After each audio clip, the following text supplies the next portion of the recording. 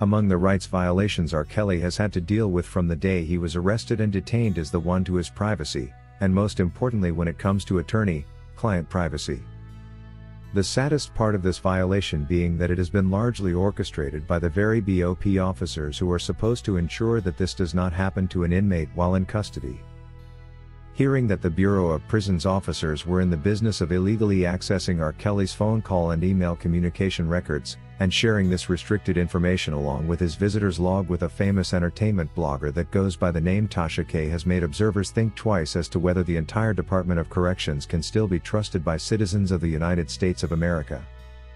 While we are aware that all prison calls are recorded as a standard, and that there are indeed special circumstances when such information can be accessed by appropriate persons and for the right reasons, of course with a warrant issued by the federal judge, the way R. Kelly's information was accessed and the purpose for this were just not right.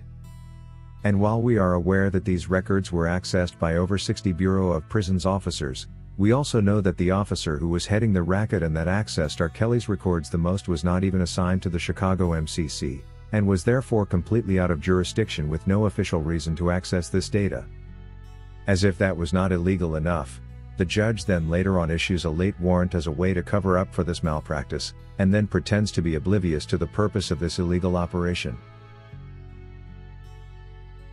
Among the few circumstances when a federal judge may issue a warrant to access these restricted communication records, none suggests these records may be shared with the media, with bloggers or to the general public. Such records may also not be shared with another officer from a different jurisdiction that is not attached to the correctional center where the inmate is held.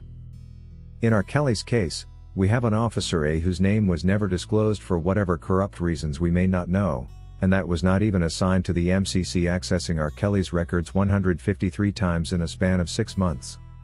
This is averagely every single day that this officer looked into what was happening with inmate A, like the FBI report referred to R. Kelly. This was trailing the R&B king on a daily basis, for God's sake. It's a shame to learn that such an illegal process did take place, and the FBI made a report whose contents have never been made accessible to R. Kelly's attorneys, even when Jennifer Bonjean made sure to request that the report be made public in one of her filings. Even though it had been a federal investigation, considering the contents of this report have information that directly affects the case against R. Kelly, it is only fair that Bonjean be granted access to this report through the official channels. It doesn't matter how long the government together with their BOP counterparts choose to keep this report a secret, it will soon come back to bite them and the price for their illegal actions will be paid. While there is no law to prohibit the government from arresting R. Kelly, indicting him and trying him on the courts of law, if they are going to do this, they too are obligated to do this the fair way and keep things legal. There is no way the government will be allowed to break the law in the name of keeping it, because no one is above the law. Not even the BOP. Meanwhile, the latest news has it that Azriel Clary has a relative who works with the BOP and that was renowned for stealing inmate records and taking loans on their behalf. It's therefore possible that this information was meant for the Clarys as the direct consumer, and this makes both Tasha K and Azriel Clary culprits in this illegal operation. Worse still, the information which was leaked ended up causing then defense witness Azriel Clary to flip on R. Kelly and join the government's camp. This was right after she was allegedly involved in a robbery at the Trump Tower apartment where she stole R. Kelly's money, with the help of information from the leaked records that described where it was hidden in R. Kelly's conversation with Joycelyn Savage. The fact that Tasha K and Azriel Clary used the leaked information to achieve this makes them guilty for witness tampering. The two are also guilty of violating R. Kelly's attorney-client privacy, which is a basic right for every citizen and therefore for inmates too. The Bureau of Prisons was quick to prematurely retire Officer A, who was the ringleader in all this, instead of charging her, such that she too, like R. Kelly, who she maliced by her actions, would face trial and pay the price for her illegal actions that led to serious witness tampering. It is because of their illegal actions that Azriel shifted from supporting R. Kelly to testifying against him.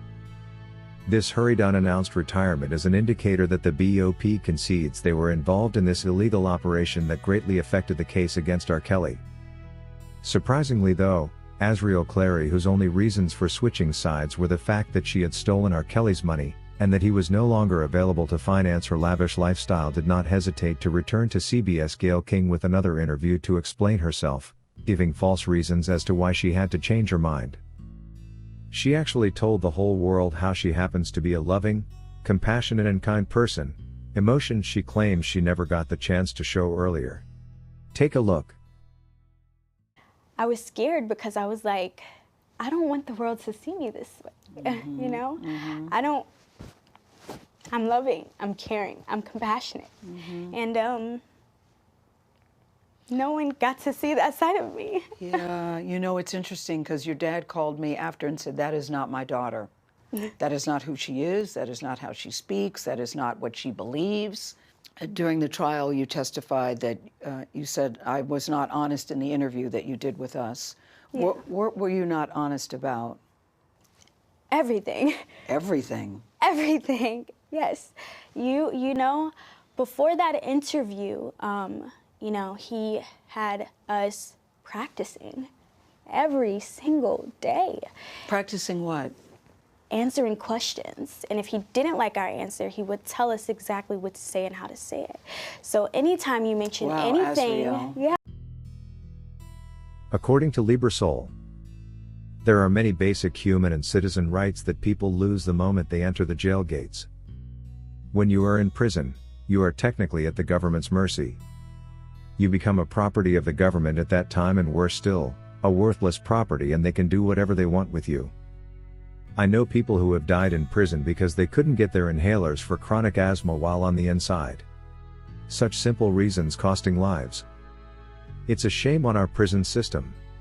It's a real shame. According to Leonard Cromwell, the world will hold Americans accountable for whatever happens to R. Kelly. This is wicked, this is racism, this is injustice and inhumane what they are doing to him. I am so disappointed, for I used to think the USA were the most caring people in the world, but now I know better what Americans truly are. Thank you for watching today's video, a production of LFN Media, giving you another perspective of issues at hand. We make it our business to keep you updated with the truth amidst the cloud of lies the media wants you to believe. It is therefore important to subscribe to this channel, hit the bell icon and allow all notifications so that you don't miss out whenever we publish a new video.